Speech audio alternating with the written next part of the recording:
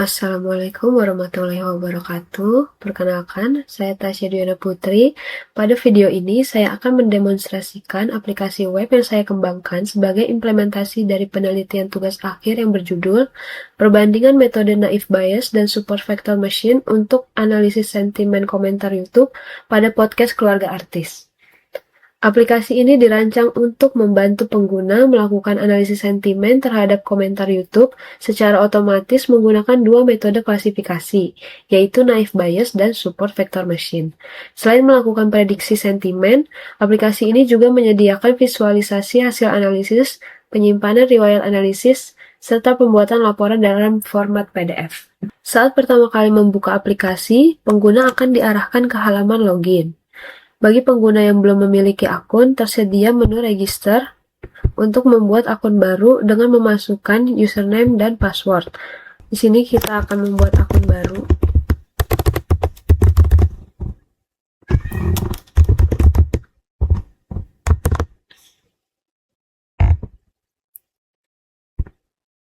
Setelah proses registrasi berhasil, pengguna dapat kembali ke halaman login dan masuk menggunakan akun yang telah dibuat.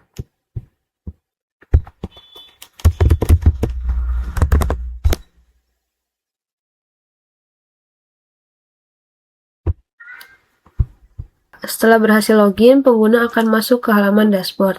Di dashboard ini terdapat ringkasan informasi dari dataset penelitian yang digunakan, seperti total data sentimen positif, total data sentimen negatif, dan total data sentimen netral.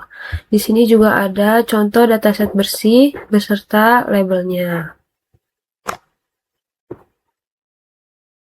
Selanjutnya, saya akan membuka menu analisis sentimen.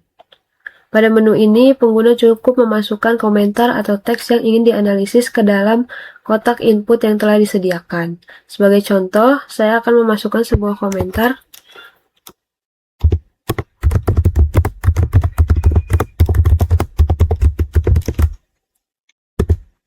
Setelah teks dimasukkan seperti ini, pengguna bisa menekan tombol analisis komentar. Setelah kita mengklik tombol analisis komentar tadi, sistem kemudian menjalankan beberapa tahapan pre-processing secara otomatis, yaitu pembersihan teks, scaffolding, tokenizing, stopword removal, dan stemming. Setelah proses pre-processing selesai, teks akan diklasifikasikan menggunakan dua model, yaitu Naive Bayes dan Support Vector Machine. Hasil analisis kemudian ditampilkan dalam bentuk label sentimen dari masing-masing metode ini. Naive Bayes mengklasifikasikan sentimen sebagai positif, begitu juga Support Vector Machine. Di sini ada kesimpulan, yaitu kedua algoritma sepakat memberikan klasifikasi sentimen yang sama untuk komentar ini. Di sini, sistem juga menampilkan hasil pre-processing sehingga pengguna dapat melihat perubahan teks sebelum dilakukan proses klasifikasi. Setiap hasil analisis yang dilakukan pengguna akan otomatis disimpan ke dalam database sebagai riwayat analisis. Selanjutnya, saya akan membuka menu riwayat analisis. Menu ini berfungsi untuk menampilkan seluruh hasil analisis yang sebelumnya telah dilakukan oleh pengguna yang sedang login.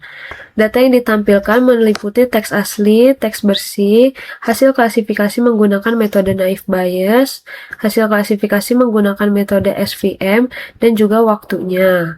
Apabila diperlukan, pengguna juga dapat mengunduh seluruh riwayat analisis ke dalam format CSV.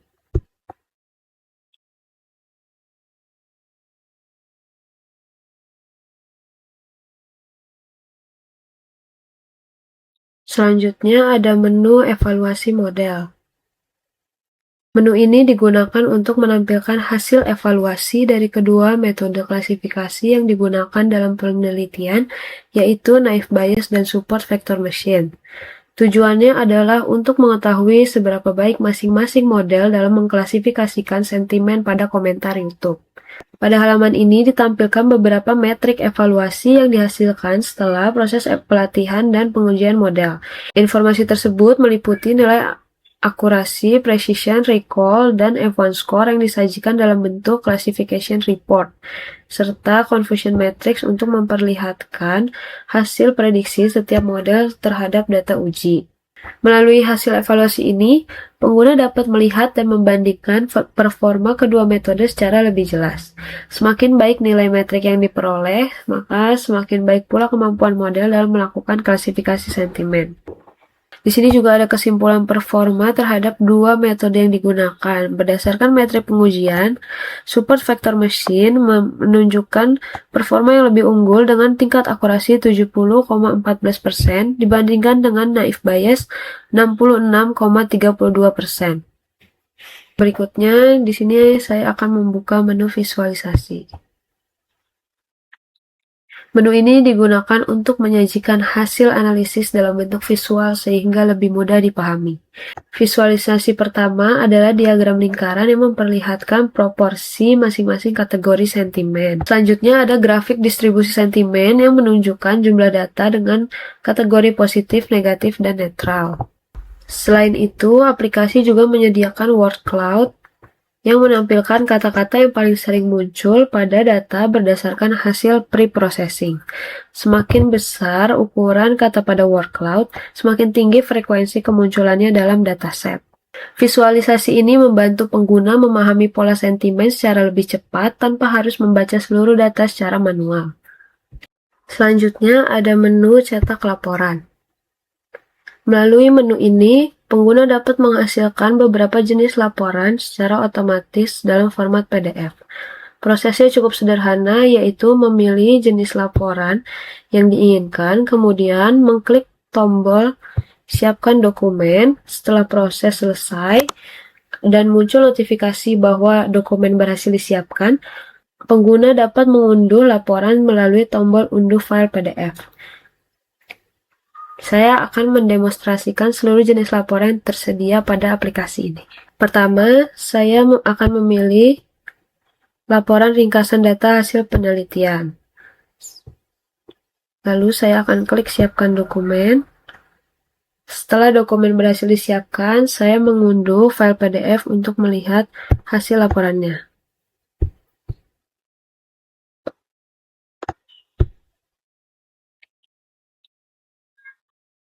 Laporan ini berisi ringkasan informasi mengenai hasil penelitian sehingga pengguna dapat memperoleh gambaran umum dari data yang telah dianalisis.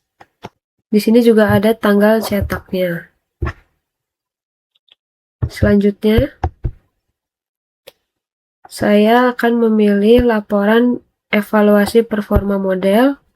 Lalu kita klik siapkan dokumen. Setelah berhasil, kita unduh file PDF. Kita buka. Di sini di laporan ini menampilkan hasil evaluasi performa metode naive Bayes dan support vector machine beserta kesimpulannya, yaitu berdasarkan hasil pengujian di atas, algoritma support vector machine menunjukkan performa klasifikasi sentimen yang lebih unggul dibandingkan naive Bayes dengan selisih tingkat akurasi 3,82%. Di sini juga ada tanggal cetaknya. Berikutnya adalah laporan kata sentimen positif terbanyak. Kita klik siapkan dokumen. Lalu kita unduh file PDF-nya.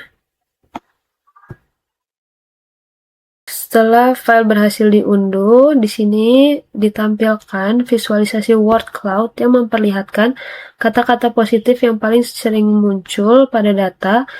Semakin besar ukuran kata yang ditampilkan, semakin tinggi frekuensi kemunculannya. Di sini juga ada tanggal unduhnya. Lanjut, yang terakhir ada laporan distribusi sentimen. Kita siapkan dokumennya, lalu kita unduh file.